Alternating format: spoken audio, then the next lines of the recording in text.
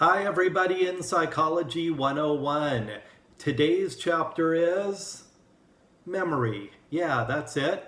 Memory is an important component of learning, so it makes sense that we just did the learning chapter and now we do the memory chapter. You really need one to go with the other in order to be successful as a college student and in other aspects of life. So let's get started. Memory can be defined as the process of encoding, storage, and retrieval of information.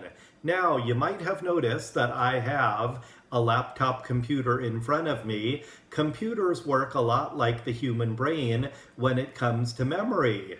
Computers have storage memory that you can store on your hard drive or on an external device or in the cloud, but it also has active memory, things that it can keep going at the same time, 2 or 3 different applications or programs, and the human brain is much the same way. So I'm getting a little ahead of myself. Encoding, you need to get information into your brain. Storage, you need to be able to keep it there. And retrieval, you need to get that information back out of your brain when you need to use it. Now, back to the middle part, the storage. You need to be able to keep it in your brain, just like a computer does when you click save. However, sometimes you need to keep multiple things in your brain at once and retrieve them as needed. So see, your brain is like a computer, but less perfect, honestly. Computers usually work better than humans' brains do to retrieve information.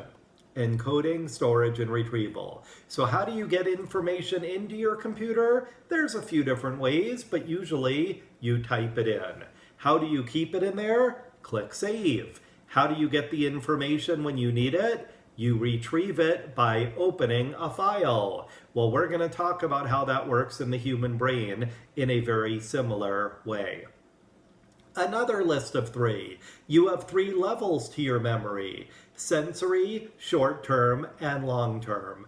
Do not worry about exact definitions of how long these last. Instead, here's what I want you to know. Sensory comes from the word sense. How long does it take to sense something? A split second. Your name being called, an ambulance behind you while you're driving, you sense a smell of popcorn or chocolate or whatever it is. You can sense things right away. A person you recognize, you can sense danger. All of these things happen instantaneously, almost. Short-term memory. This is what I meant. Don't worry about the exact definitions. Some experts say 30 seconds, others say 1 minute or 2 minutes. All you need to know is that short-term memory is, well, short. Long-term memory, that can last a lifetime. The problem is, how accurate is your long-term memory? That is the trick. That sometimes you think you remember something, but maybe it didn't happen exactly like you thought it did. Moving right along. In the PowerPoint, there is a few different slides about this, short-term, long-term, things like that. We're not going to worry about that quite as much as we are about important terms and concepts. So, let me backtrack here for a minute. First of all, short-term memory, chunking. A researcher by the name of George Miller in 1956 came up with this concept. Here are a couple of test questions for you. Ready? First of all, George Miller realized by doing studies that people could hold about 7 things in their memory at one time. Now here's the interesting part. It didn't matter whether you were learning a list of 10 items or concepts or words, 20, 100, it didn't matter. Usually you could repeat back about 7 of them. But George Miller's research said 7 plus or minus 2.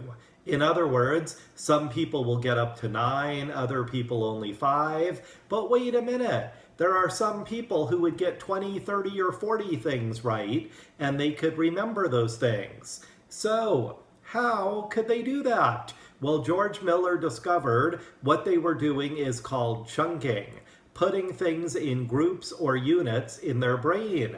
We do this with phone numbers because we're taught to do that. You do the area code, the prefix, and then the last four numbers. That allows you to memorize 10 digits instead of 7. We do that with studying. Oftentimes, we'll chunk it into groups. If you're trying to memorize your grocery list, maybe you chunk it in your brain, fruits and vegetables, dairy products, meat products, snacks. If you chunk things, you'll get more in your memory, you'll keep it there, and you'll be able to retrieve it better as well. Now, more about short-term memory. Rehearsal has two components, maintenance and elaborative rehearsal. They do have different terms associated with them, but those are the words I want you to know.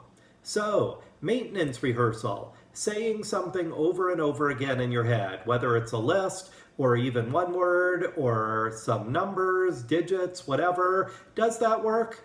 A little. That's what most people say. Not really, but it does a little bit.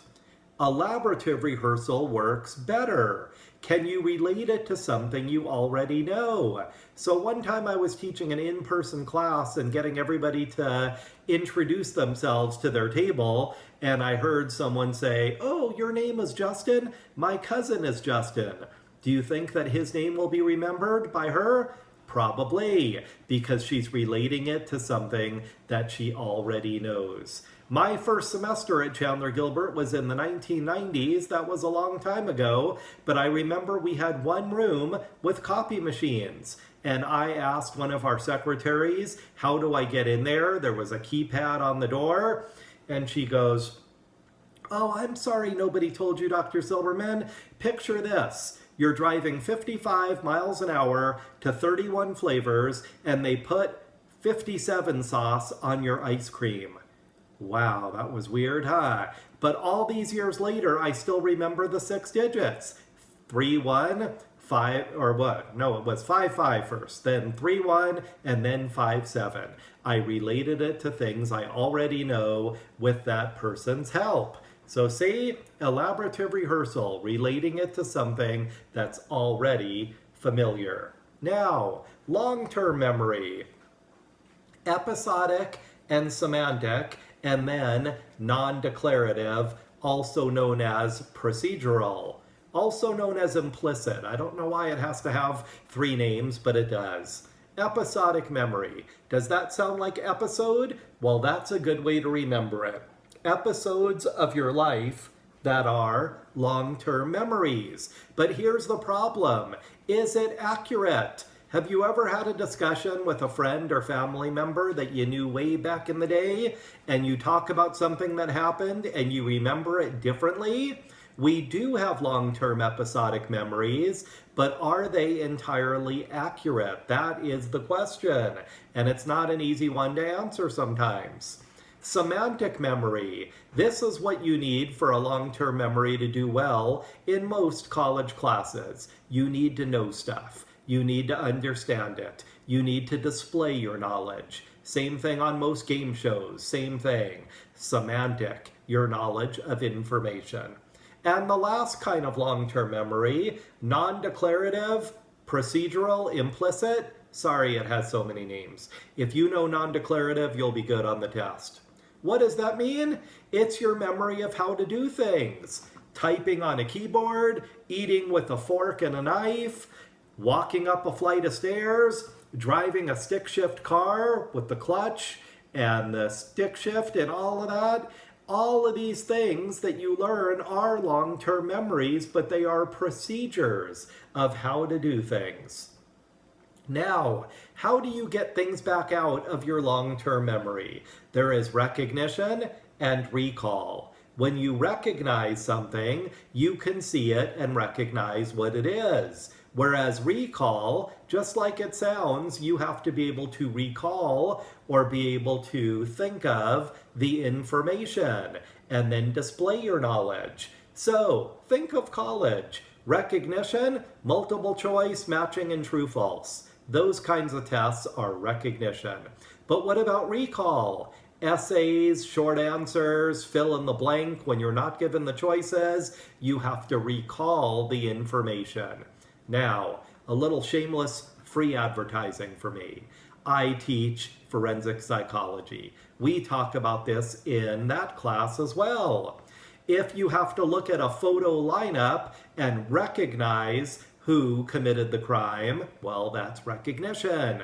But do you have a sketch artist drawing a picture based on what you remember, the person's hair and clothing and skin and height and weight? Well, now you are recalling information. Influences on whether you'll remember something long term.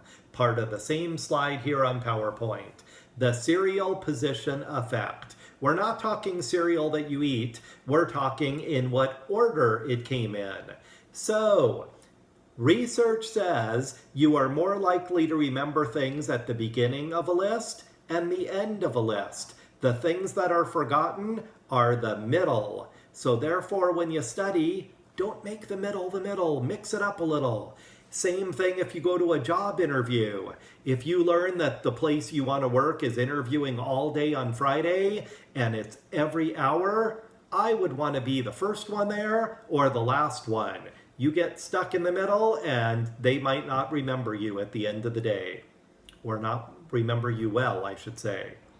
State-dependent memory. We're not talking about states like Arizona and California. We're talking states of mind. If you're happy, you'll remember other times you're happy. When you're laughing, you'll remember other things that were funny. If you're mad, you'll remember other times you're mad. Anybody who's ever been in a relationship, when you're dating someone or married to them, when that person pisses you off, what do you think about? All the other times they made you feel that way, right? When I say that in class, I can see the look on people's faces like, yeah, state-dependent memory, state of mind. Next thing, source memory.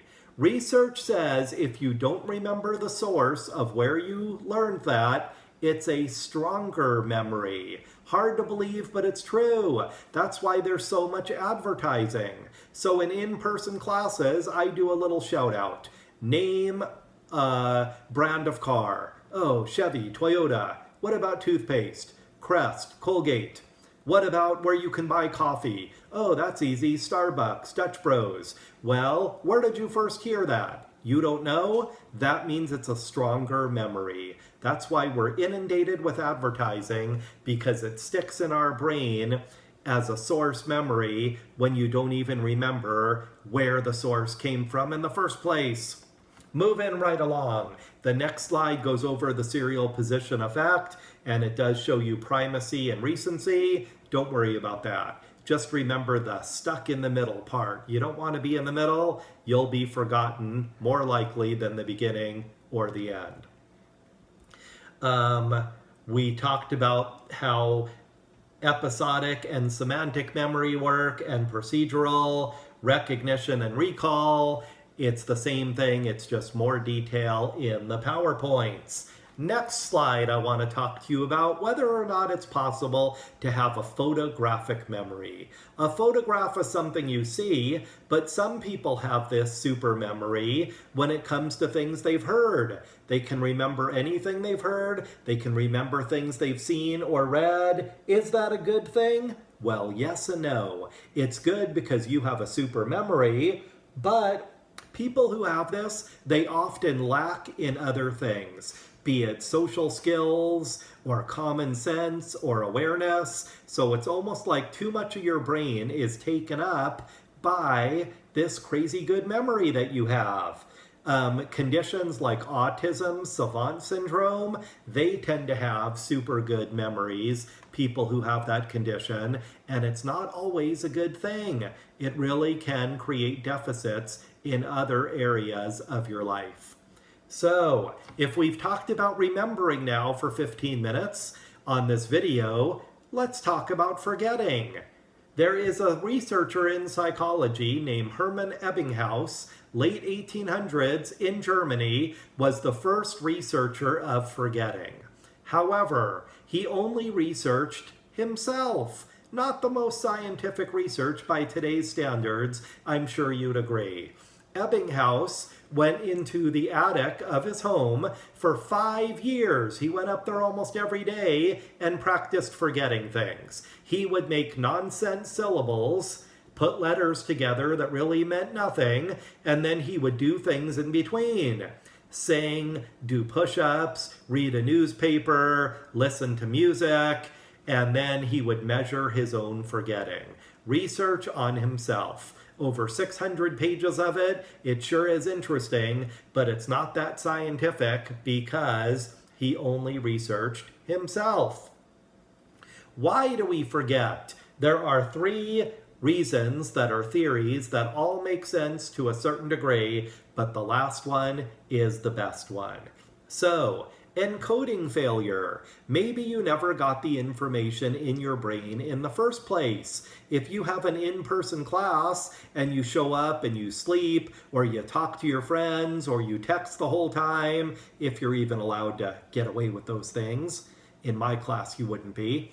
But you may not encode the information. It's not even getting into your brain in the first place. That's one theory of forgetting. Trace decay theory. Remember chapter 2? Neurons die as you grow older. Well, wouldn't it make sense that memories die too? That is the way our brains work. Neurons die, connections die, memories die too. Interference theory. This is the third one, and I would argue the best one to explain forgetting. The stuff is still in your brain somewhere, but you forgot it.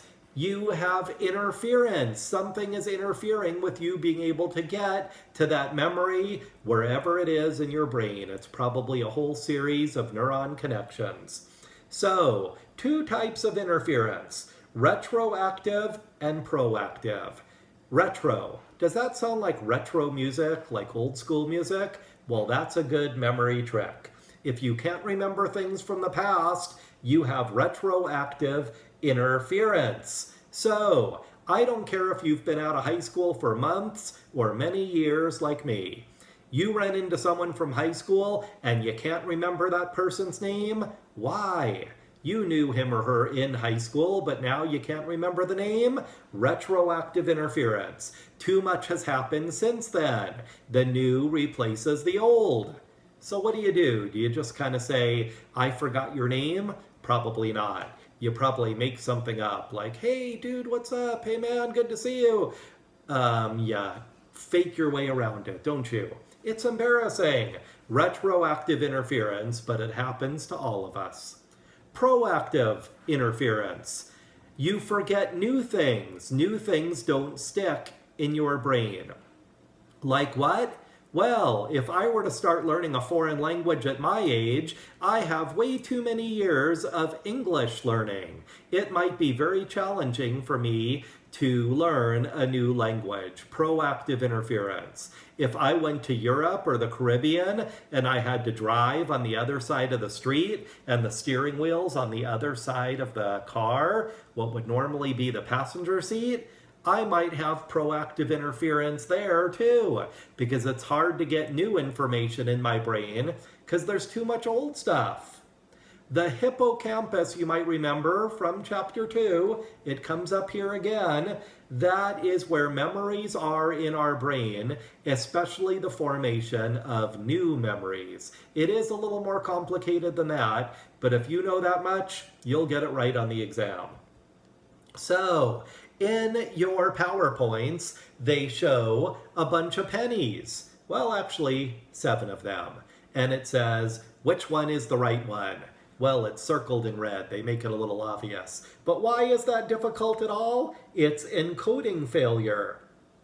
You never bothered to really put it in your brain and keep it there, because what a penny looks like is probably not important to you. Not enough to really memorize it. It never got in there in the first place. So, trace decay theory, are the neurons dying in your brain? That's certainly plausible, because neurons and connections do die. But interference, that really makes the most sense, because it explains why you might forget something, and later you do remember it. You ever taken a test and you're like, Question 23, I don't remember us doing that in class. And then by the time you get to your car, you're like, now I remember. Well, why does that happen? It's interference. It was in your brain. You just couldn't get to it. So now the concept of amnesia, a psychological disorder where you forget things. Here's that retro word again. Retroactive. No, my bad. Retrograde. We already did retroactive. That was interference. Retrograde amnesia. When you can't remember things from before a stressful event is retrograde amnesia. What about if something stressful happened and you don't remember things that happen after? Anterograde. A for anterograde, A for after. It's a good little memory trick.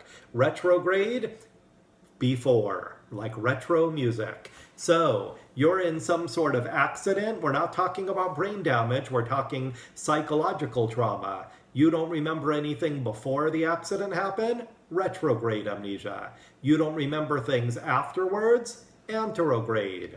Could a person have both? Yes, you could absolutely have both. Now, here's where it gets a little complicated. This won't be on your test. Alzheimer's disease, I'm sure you've heard of that. It occurs mostly in the elderly, although some middle-aged people can get this. Anterograde amnesia, another form of it, is when a memory doesn't stick. So you're talking to grandma and she says, "How was your day, honey?" "Oh, fine, I had 2 classes and then I went to work." "That's wonderful. What are we doing for dinner?" "Oh, Mom's bringing takeout home to us." Oh. And so how was your day? If you have that conversation with an elderly person, that is a form of anterograde amnesia. It doesn't have to be after a stressful event necessarily. It also applies when new memories don't stick. You can't remember them. You can't use them and recall them. Too much information, right? Remember A for anterograde and retro before. Before and after a stressful event. That is the part that will be on the test. What I just told you about Alzheimer's, it just comes up in conversation in class all the time, so I thought I would offer that. So, next thing on the PowerPoint tells you good ways of studying to be able to not only get things into your memory, keep them there, and then retrieve them. There's one slide on the PowerPoint about that.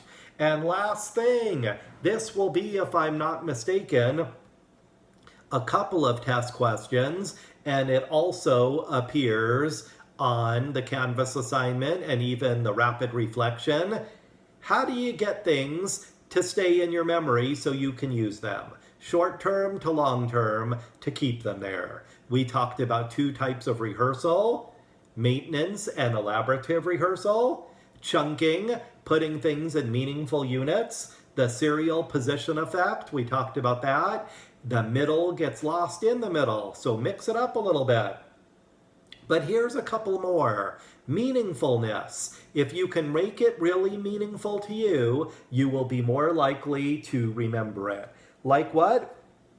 Well, if it's important and you think it's vital for you to know, it will be more meaningful to you and more memorable. I've had students tell me that a certain chapter is more meaningful to them because of their own personal experience or interest. Well, guess what? You're more likely to remember it. Multisensory. If you can hear it and read it, or if there's a way to smell it or feel it in some cases, depending on what you're learning. I remember anatomy labs, they smelled horrible. Well, I'll never forget that smell. That's another sense, right? If you're in a library or somewhere else that's quiet, you might not want to read out loud, but in other situations, that is a good memory trick. Not just read it, but say it out loud too. And then the last one, mnemonics. There's all kinds of mnemonics, and there are researchers who research exactly this and pretty much nothing else. They come up with some interesting findings that mnemonics really do help us. When I was young, Pluto was considered a planet. I don't know how you feel about Pluto these days, but anyway, there was a saying that you say this poem and it relates to every planet in order. Like you have Mercury and you say the word my, and then Venus, very, and then you go on and on, Earth and Mars, and there's a word associated with that. Same thing for the cranial nerves in the brain. There's a poem that goes along with that. You might remember from chapter 2. Parasympathetic puts things back, sympathetic speeds things up. These are all mnemonics. But maybe in math you learned Pedmus or some foil, first, outer, inner, last. In art class, Roy G. Biv, the colors of the rainbow in order. Wait a minute, without looking, I'm going to try it. Red, orange, yellow, Roy. G, green, Biv. Blue, indigo, violet. See that? I got them right. 7 colors in order by using a mnemonic. So those are ways of getting things from your short-term memory to your long-term memory, but more importantly, being able to use them. Further recall when you need them to be able to have that information at your disposal. So that's about it from the memory chapter. Take care.